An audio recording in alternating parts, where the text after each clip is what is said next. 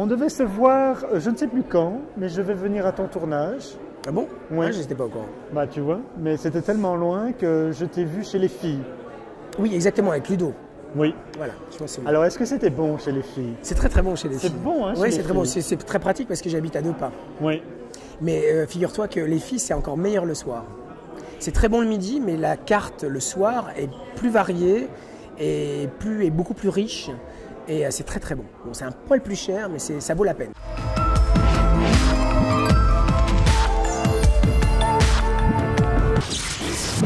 Alléluia. Bah c'est vraiment ça, non? Bah oui, écoute, on peut le dire, ouais, c'est bien, c'est bien. À l'arrivée. Ouais, c'est bien. Je m'étais préparé au pire, je voulais pas en entendre parler, parce que ce film a été fait vraiment pour Toronto.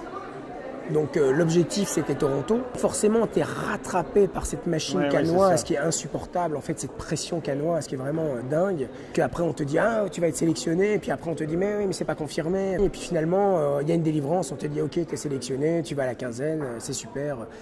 Et là tu respires vraiment et on est tous très heureux. On sait qu'on va avoir beaucoup d'expositions, surtout avec un film aussi singulier, aussi extrême que Alléluia. C'est une adaptation d'un fait divers américain qui s'est passé dans les années 40, donc juste après la guerre, entre une femme un peu isolée qui rencontre un homme, un petit gigolo, et entre eux va naître une passion folle et terriblement destructrice. Tu disais c'est une délivrance de John Boorman, c'est une référence pour toi? Ah bah, c'est une grande référence, puis j'ai surtout la chance, je vais le croiser puisqu'il est sélectionné à la quinzaine aussi. Est-ce que c'est une chance ou est-ce que c'est justement, on se dit merde, c'est quoi ces grands qui sont à mes côtés? Ah non, c'est dément.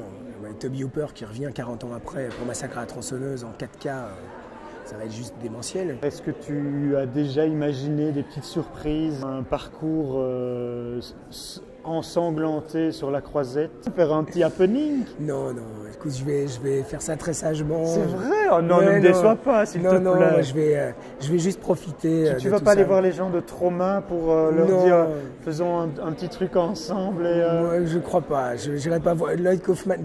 Ils deviennent un peu vieux, tu sais, Trauma. Ça devient un peu. Un peu n'importe quoi. J'étais très heureux de faire ce film parce qu'il m'a permis de me reconnecter un peu avec mes origines, mes amis proches, Vincent Tavier, mes collaborateurs de longue date. On a cristallisé quelque chose de très fort. Donc je vais probablement repartir sur un film de commande ou un film peut-être un peu moins personnel, mais je vais vraiment mettre en branle très vite ces systèmes très heureux, quoi. Est-ce qu'il y a une vie, tu crois, du film de genre en Belgique? Écoute, je ne sais pas. Ouais, j'ai toujours un peu ce problème avec l'interpellation, surtout ici, sur le film de genre, parce que je touche toujours, c'est un peu condescendant à mon égard, ou en tout cas à l'égard des gens qui font du genre. Pour moi, depuis l'avènement, depuis la nouvelle vague, la notion de cinéma d'auteur m'emmerde profondément, comme si Scorsese n'était pas un cinéaste de genre et un auteur, enfin tu vois.